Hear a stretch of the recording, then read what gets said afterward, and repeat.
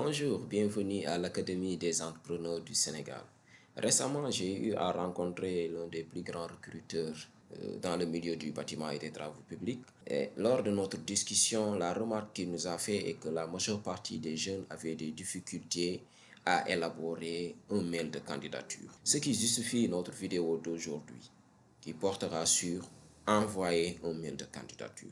Mon nom est M. Colli, je suis spécialisé en gestion des petites et moyennes entreprises. Je suis aussi créateur de contenu pour la chaîne Académie des entrepreneurs du Sénégal.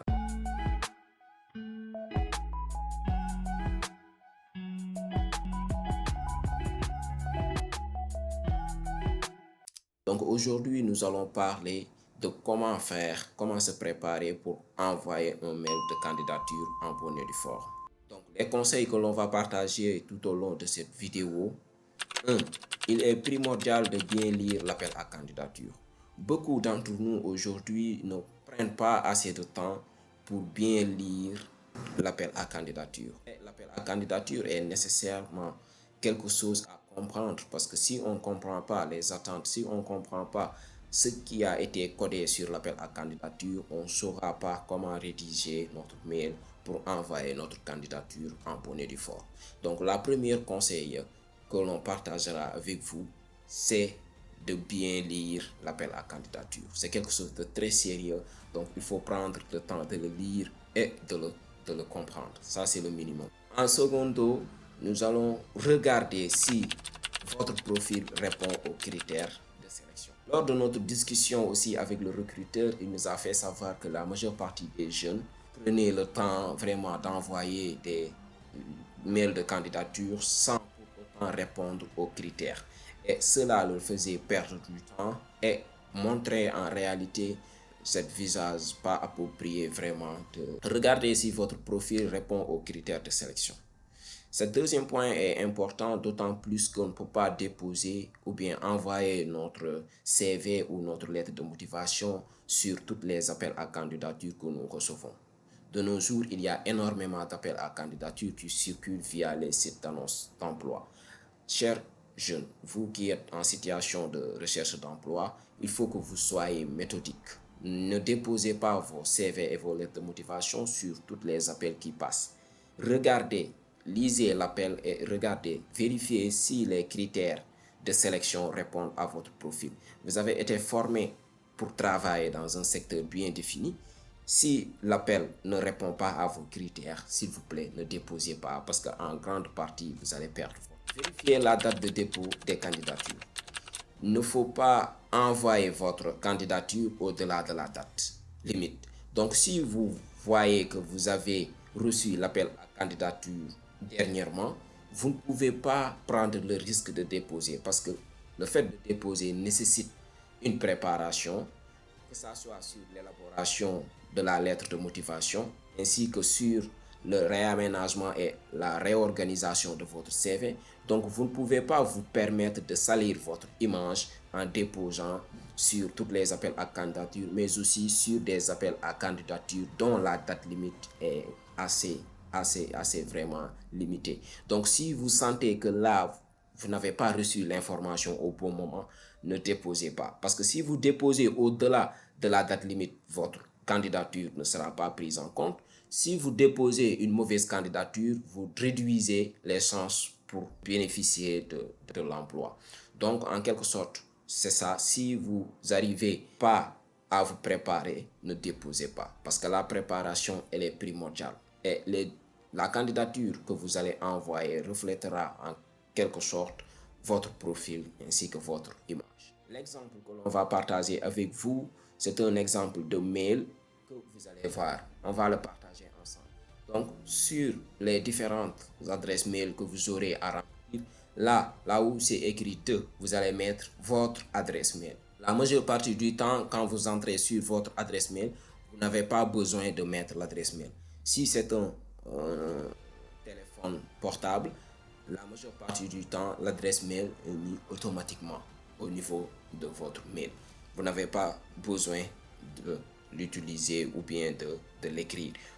Maintenant, si vous voyez que l'adresse mail n'est pas conforme à l'adresse mail dont vous voulez utiliser. Pour ceux qui ont 2 à 3 adresses mail, il faut choisir la bonne, celle qui reflète plus votre profil personnel. Là où c'est écrit A, on a bien expliqué, donc il faudra mettre adresse mail du recruteur. Sur l'appel à candidature, vous allez voir à la fin, ils vont libeller l'adresse mail du recruteur qui est chargé de recenser l'ensemble des offres, l'ensemble des demandes d'emploi. Donc, il faudra bien noter l'adresse et le restituer à ce niveau-là. Donc, ici, là où c'est mis CC ou CCI. Donc, là-bas, si vous désirez copier l'adresse à quelqu'un, par exemple, un chargé d'insertion qui se trouve au niveau de votre établissement d'origine, il est chargé de vous suivre, de voir est-ce que vous êtes encore inséré ou pas,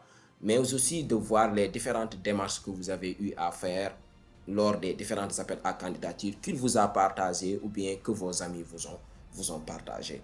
Donc, en élaborant votre mail, vous pouvez, par mesure de précaution, mettre son adresse mail en copie CC ou en CCI. On continue. Donc là-bas, après cela, vous passez à l'objet. Souvent, au niveau de l'appel à candidature, on nous donne l'objet. L'objet est bien libellé et la personne n'aura que à copier l'objet et à le mettre. D'habitude, on va mettre candidature au poste de plombier, candidature au poste de maçon, candidature au poste de technicien en génie civil par exemple. Tout cela, vous aurez à le prendre au niveau de l'appel à candidature pour le remettre. Donc, sur le corps de votre message, vous venez et vous faites des salutations. Bonjour monsieur. Vous écrivez un petit texte qui explique pourquoi vous lui adressez ce mail. Ici, vous avez l'exemple. Je me permets de vous écrire en réponse à l'offre d'emploi au poste indiqué, bien sûr, sur l'offre d'emploi. Toujours sur l'offre, il y a le poste qui est indiqué. Vous pouvez dire, je me permets de vous écrire en réponse à l'offre d'emploi au poste de plombier, en réponse au poste de technicien en génie civil ou autre. Après cela, vous précisez que vous trouverez en pièce jointe les documents pour les besoins de ma candidature. Donc, pour que votre candidature puisse être validée, ils vous ont demandé de déposer soit votre lettre de motivation, votre CV, votre demande d'emploi, tous les documents qui vous seront demandés. Vous allez les préparer en bonne et due forme et vous assurer que les documents ont été bien insérés sur votre adresse, sur votre mail. À la fin du corps, vous mettez cordialement ou bien vous mettez des salutations respectueuses. Enfin, vous terminez votre mail par une signature. Au niveau de la signature, vous pouvez donner votre prénom et nom et donner votre localisation, l'adresse de domicile ou bien l'adresse où vous étiez en train d'écrire le mail. Si on revient pour finir, bien sûr, notre vidéo d'aujourd'hui, assurez-vous que les pièces jointes sont bien insérées. Ça, c'est primordial avant d'envoyer un mail où vous avez dit que vous avez joint les pièces jointes alors qu'il n'y a pas de pièces jointes. À vous assurer. Et ce que les chercheurs d'emploi oublient de faire, c'est de relancer. Donc, s'il vous plaît, les amis, il faudra relancer au bout de 2 mois, au bout de 3 mois, au bout d'1 mois, relancer pour voir. Est-ce que, surtout si vous n'avez pas reçu de réponse, relancer pour voir.